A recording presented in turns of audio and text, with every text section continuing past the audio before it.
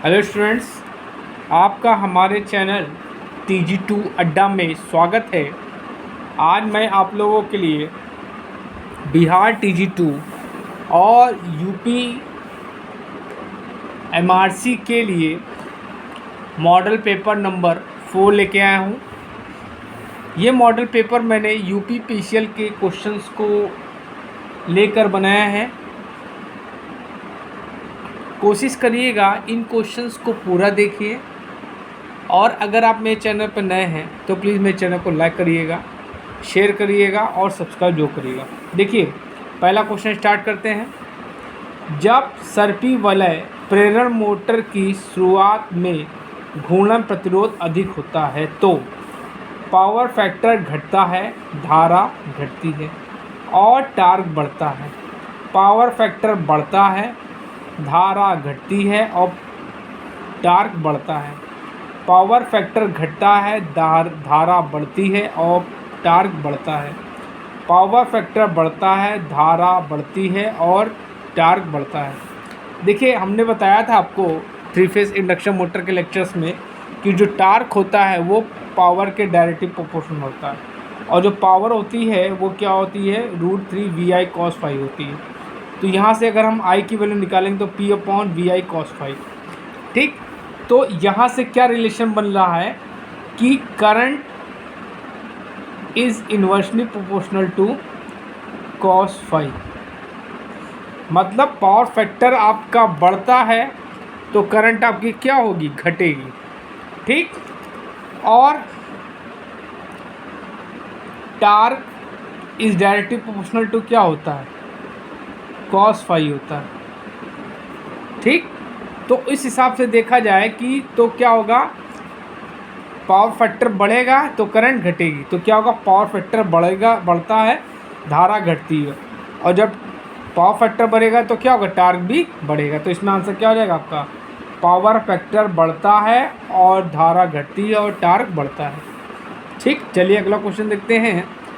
कह रहा है कि संतुलित लोड स्टार या डेल्टा संयोजन में खपत की गई शक्ति है 2VL IL cos theta, √3 VP IP cos theta, 3 VP IP cos theta, √3 VL IL cos theta. देखिए, पावर का फॉर्मूला क्या होता है, अगर इसको हम लोग लोड करंट और लाइन करंट और लाइन वोल्टेज के फॉर्म में निकालें तो पावर क्या होगी आपकी, √3 VL IL cos phi। यहाँ पे फाई कीजिए, इन्होंने थीटा दे दे, कोई दिक्कत नहीं है, लेकिन ये ऑप्शन आपको मिल नहीं रहा है इसमें कहीं, ये मिल रहा है लेकिन यहाँ पे क्या है, 3 दिया है।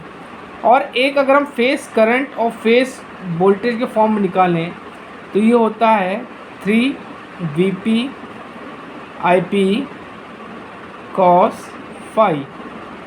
तो बच्चों, इस हिसाब से आपका ये आंसर बिल्कुल सही है। और इस पावर को हम लोग बोलते हैं एक्टिव पावर। क्या बोलते हैं, एक्टिव पावर या रियल पावर। ठीक, और जो आपकी ये होती है P = √3 VL IL sin phi, ये होती है आपकी रिएक्टिव पावर। क्या होती है, रिएक्टिव पावर। तो ये सब आपको पावर्स भी आपको पता होनी चाहिए बेटा, क्योंकि इसमें से भी क्वेश्चन आपके आते हैं। ठीक, और जो आपकी अपरेंट पावर होती है वो क्या होती है, ये भी आपको पता होना चाहिए। रियल पावर का स्क्वायर प्लस रिएक्टिव पावर का स्क्वायर के बराबर होती है, रिएक्टिव। ठीक, ये भी आपको पता होना चाहिए। चलिए अगला क्वेश्चन देखते हैं। कह रहा है किस प्रकार की मोटर में अपेक्षाकृत मामूलिक आरंभिक टार्क होता है। क्या संधारित चालन मोटर, ये गलत है। यूनिवर्सल मोटर, देखिए यूनिवर्सल जो मोटर होती है बच्चों, ये आपकी डीसी मोटर की तरह होती है, डीसी सीरीज मोटर की तरह।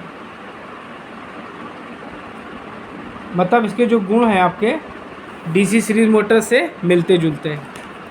ये क्या होती है, एसी और डीसी दोनों पे काम करती है।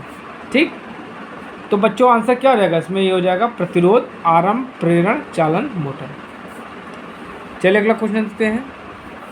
मूविंग आयरन मीटर का ऑपरेशन किस पर आधारित है, इलेक्ट्रोस्टैटिक इफेक्ट, इलेक्ट्रोमैग्नेटिक इफेक्ट, आपका हीटिंग इफेक्ट और आपका इंडक्शन इफेक्ट। ठीक, तो इसमें आंसर क्या होगा बच्चों,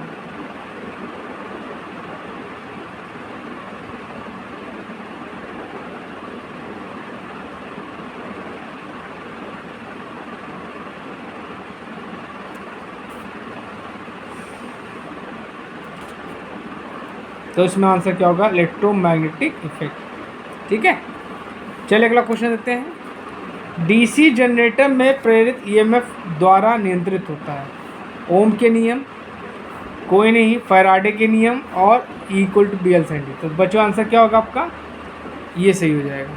ठीक, अब देखिए जो आपका प्रेरित ईएमएफ होता है वो क्या होता है, equal to phi Z P N by 60A ये होता है।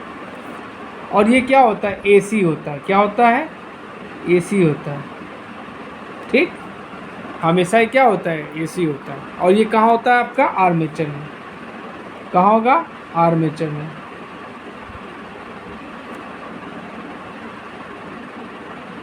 ठीक, चलिए अगला क्वेश्चन देखते हैं।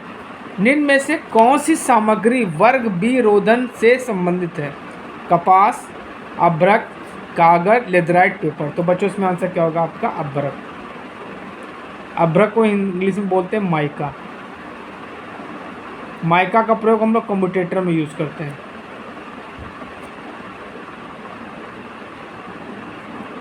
कम्यूटेटर में हम लोग माइका का प्रयोग करते हैं।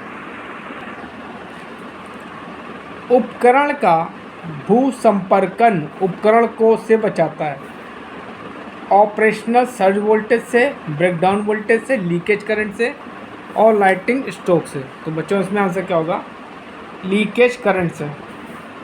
देखिए हम लोग अर्थिंग क्यों करते हैं, अर्थिंग हम लोग अपनी सुरक्षा के लिए करते हैं, सेल्फ की सुरक्षा के लिए करते हैं। ये क्या करता है, हमको लीकेज से बताता है, लीकेज से या झटकों से, झटके से हम लोग को बचाता है। ठीक है, चलिए अगला क्वेश्चन देखते हैं।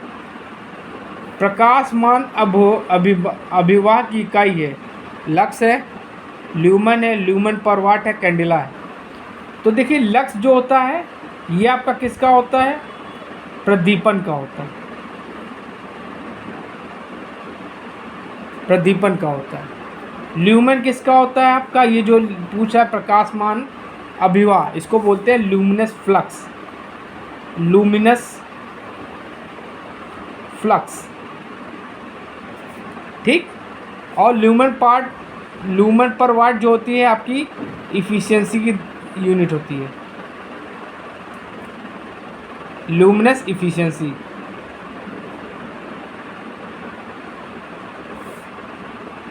या कह सकते हैं लैम्प की दक्षता। क्या, लैम्प की दक्षता। लैम्प की दक्षता को हम लोग किसमें करेंगे रिप्रेजेंट, ल्यूमन पर वाट। कैंडेला जो होती है आपकी, ये आपकी इंटेंसिटी की होती है। ठीक, चलिए अगला क्वेश्चन देखते हैं। ध्रुव अंतराल की गणना किस सूत्र द्वारा की जाती है, ध्रुवों की संख्या बटे खांचों की कुल संख्या, खांचों की संख्या बटे ध्रुवों की कुल संख्या, खांचों की कुल संख्या बटे कुंडलों की कुल संख्या, नन। तो बच्चों इसमें आंसर क्या होगा, खांचों की संख्या बटे ध्रुवों की कुल संख्या। बच्चों इससे न्यूमेरिकल्स भी आपके बहुत आते हैं। ठीक है, तो कोशिश करिएगा इस तरह के जो फॉर्मूलेज हैं आप जरूर देखिए। ओम का नियम कहता है कि परिपथ धारा के व्युत्क्रमानुपाती होता है, प्रतिरोध, शक्ति, वोल्टता, विद्युत। अब बच्चों इस क्वेश्चन को वही कर पाएगा जिसने ओम के नियम को कायदे से पढ़ा है और जिसका बेसिक पूरा क्लियर है। देखिए ओम का नियम क्या कहता है, V is directly proportional to I, V is directly proportional to I।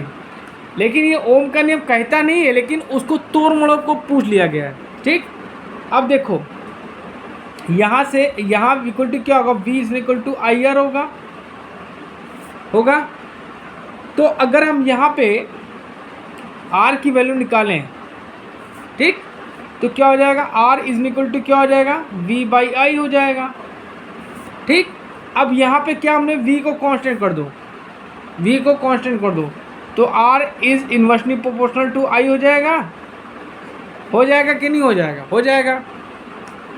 तो वही पूछा है कि जो R की वैल्यू है किसके विरोध का अनुपाती है, या कह सकते हैं इसको उल्टा कर दो तो I is inversely proportional to R हो जाएगा। तो वही कह रहा है कि जो I धारा है परिपथ की वो किसके विरोध का अनुपाती है, तो भैया किसके, प्रतिरोध के है, बाय द फॉर्मूला। चलिए अगला क्वेश्चन देखते हैं। किसी प्रत्यावर्तक में आर्मेचर संवाहकों में प्रेरित वोल्टा होगी, DC होगी, AC होगी, दोलनी होगी, स्पंद DC होगी। तो बच्चों क्या होगी, AC होगी। अब कभी कभी ये पूछ लेगा कि जो आपका EMF उत्पन्न होता है, आपका आर्मेचर में जो EMF उत्पन्न होता है वो किस पे डिपेंड करता है, तो वो दो चीज़ों पे डिपेंड करता है बेटो, आप पता आपको होना चाहिए। एक होता है आपका लोड एंगल, ये क्वेश्चन पूछा गया इसलिए मैं बता देता हूँ। लोड एंगल को हम लोग बोलते हैं डेल से, ठीक, और किस पे करेगा, एक्साइटेशन पे। ये दो चीज़ पे जो है आपका EMF डिपेंड करता है। चलिए अगला क्वेश्चन देखते हैं। 3 फेज प्रेरण मोटर को जब सीधे चालू किया जाता है तो इसकी स्टार्टिंग करंट होगी जब इसे सीधे चालू किया जाता है। ठीक, पूर्ण लोड की 5 से 8 गुना, पूर्ण लोड की 1 से 3 गुना, पूर्ण लोड की 10 से 12 गुना। तो बच्चों इसमें आंसर क्या हो जाएगा, 5 से 8 गुना। स्टार्टिंग करंट की जो वैल्यू होती है बहुत हाई होती है, क्या होती है, बहुत हाई होती है। जो आपकी स्टार्टिंग करंट होती है इसकी वैल्यू क्या होती है, बहुत हाई होती है। इसी को हम लोग को कंट्रोल करना है, इसी को हमें कंट्रोल करना है, नहीं तो क्या होगा, ये क्या करेगी, वाइंडिंग को जला देगी, वाइंडिंग को बर्न कर देगी, फाउंडेशन को उखाड़ देगी। ठीक, क्योंकि इसकी जो वैल्यू है वो फुल लोड करंट की 5 से 8 गुना है। तो स्टार्टिंग में हम लोग क्या करते हैं, इसी को करंट को कंट्रोल करना होता है, और इसको कंट्रोल करने के लिए हम लोग किसका यूज़ करते हैं, स्टार्टर का। ठीक, देखिए क्वेश्चन में आपको मूर्ख बना रहा है, क्या बना रहा है, मूर्ख, और बहुत से बच्चे मूर्ख बन भी जाएंगे। ठीक, 2 वाइंडिंग ट्रांसफार्मर का वर्किंग प्रिंसिपल है। अब देखिए वाइंडिंग हमने बताया था, आपका ट्रांसफार्मर का पूरा लेक्चर दिया है, उसमें बताया था कि ट्रांसफार्मर में क्या होती है, 2 वाइंडिंग होती है, 2 होती है, नहीं होती है, ये आपकी प्राइमरी होगी, आपकी सेकेंडरी होगी। तो भैया वर्किंग प्रिंसिपल क्या होगा, एक ही होगा। तो म्यूचुअल इंडक्शन होगा, सेल्फ इंडक्शन होगा, लेंज लॉ होगा, प्रिंसिपल ऑफ DC मोटर होगा। तो प्रिंसिपल ऑफ DC मोटर होगा नहीं। ठीक, तो क्या हो जाएगा आपका म्यूचुअल इंडक्शन। ठीक, और जो सेल्फ इंडक्शन होता है ये आपका क्या होता है, ऑटो ट्रांसफार्मर। किस में होगा, ऑटो ट्रांसफार्मर, ऑटो।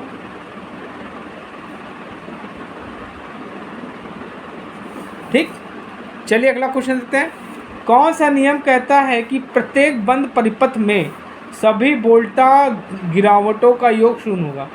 अब देखिए जो आपका किरचॉफ का प्रथम नियम क्या है, प्रथम नियम क्या है, सिग्मा I इक्वल टू 0 है, मतलब जंक्शन पे मिलने वाली समस्त धाराओं का बीजगणितीय क्या होगा, शून्य होगा। ये तो आपका पहला नियम है। दूसरा नियम क्या है कि sigma E plus sigma IR is equal to 0, मतलब जितने भी आपके EMF उनका अलजेब्रिक सम क्या होगा, वोल्टेज ड्रॉपों के बराबर होगा।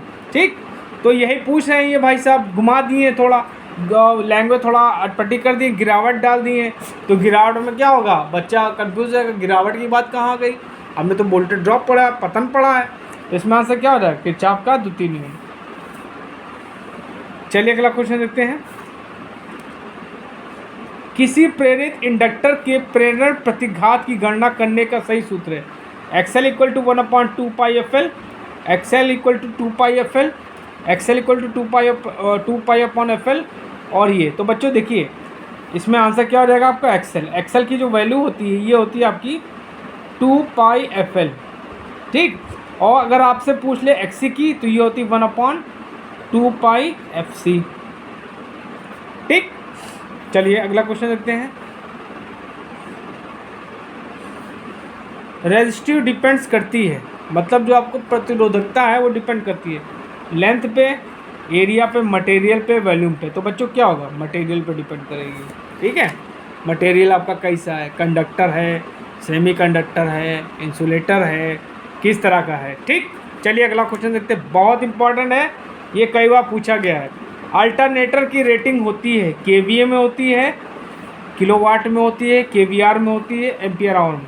देखिए केवीए कह दीजिए या एमवीए कह दीजिए, एमवीए को मेरी तरफ से अपनी तरफ से जोड़ दिया है, तो इसमें आंसर क्या हो जाएगा आपका केवीए। केवीए में किसकी किसकी होती है, 2 की होती है भाई साहब।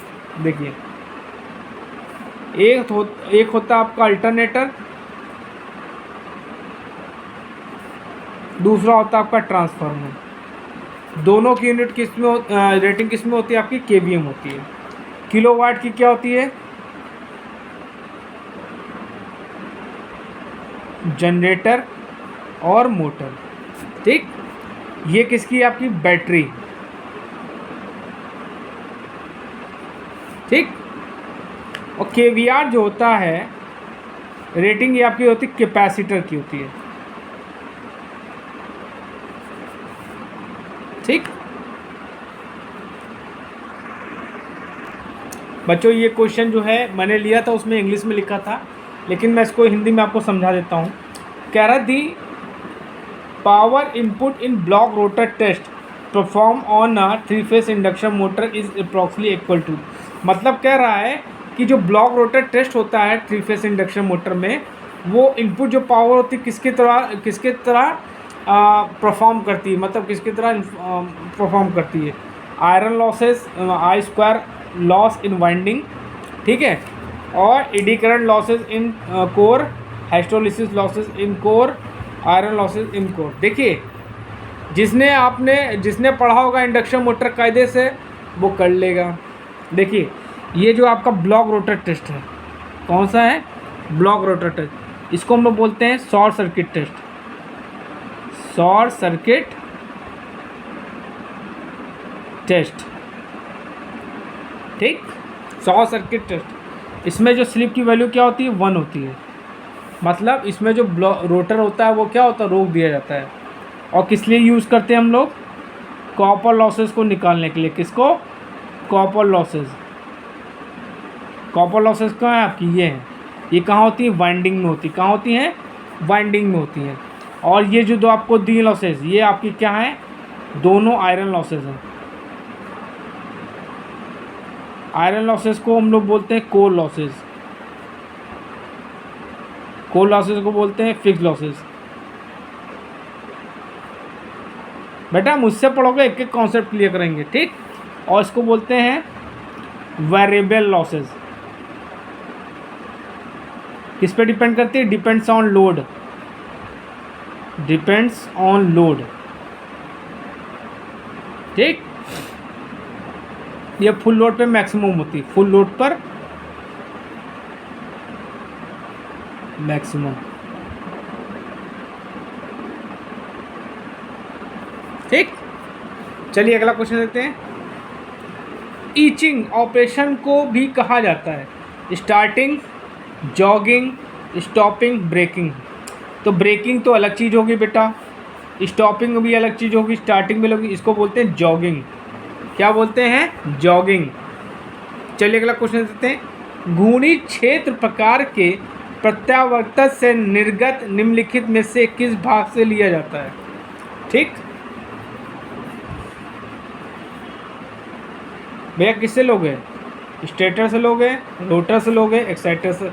देखिए एक्साइटर जो होता है ये आपका क्या करता है, रोटर को एक्साइट करता है। ये क्या होती हैं, डीसी शंट मोटर होती हैं, या पोनी मोटर। पोनी मोटर क्या होती हैं, एक स्मॉल इंडक्शन मोटर होती है। इनका प्रयोग क्या करते हैं, टरबाइन भी हो सकता है। इनका प्रयोग क्या करते हैं हम लोग, रोटर को एक्साइट करते हैं। क्यों, क्योंकि रोटर में क्या होता है, जड़त्व का गुण पाया जाता है। जड़त्व का गुण होने के कारण क्या होती है, अल्टरनेटर क्या होता है, सेल्फ स्टार्टिंग नहीं होता है। सेल्फ स्टार्टिंग नहीं, self starting not self starting. ठीक, तो हमको क्या करना है कि रोटर को घुमाना है। रोटर घुमाने के लिए हम क्या करेंगे, डीसी शंट मोटर का प्रयोग करेंगे, बैटरी का प्रयोग करेंगे, पोनी मोटर का प्रयोग करेंगे, टरबाइन का प्रयोग करेंगे। टरबाइन भी आप यूज़ करते हैं, ठीक, बैटरी भी यूज़ करते हैं, जिससे आप काम चला लो। ठीक, अब मुद्दे पे आते हैं, क्या कह रहा है, जो हमको निर्गम मिलेगा, ठीक, हमको कहाँ से मिलेगा, स्टेटर से। ठीक, घूर्णी क्षेत्र की बात कर रहे हैं ना, घूर्णी क्षेत्र कहाँ होता है, आपका स्टेटर में उत्पन्न होता है। और इसकी स्पीड क्या होती है, NS = 120 F/P होती है। ठीक, ये आपकी क्या फ्रीक्वेंसी, ये आपका पोल से, ये आपका सिंक्रोनस स्पीड है। ठीक, चलिए अगला क्वेश्चन देखते हैं। इन्वर्टर का निम्नलिखित में से क्या कार्य है, DC को हाई वोल्टेज DC में बदलना, ठीक, इस DC को AC में बदलना। तो बच्चों इसमें आंसर क्या हो जाएगा, जो इन्वर्टर का काम, देखिए सबका काम बता देते हैं आपको। इन्वर्टर क्या करेगा,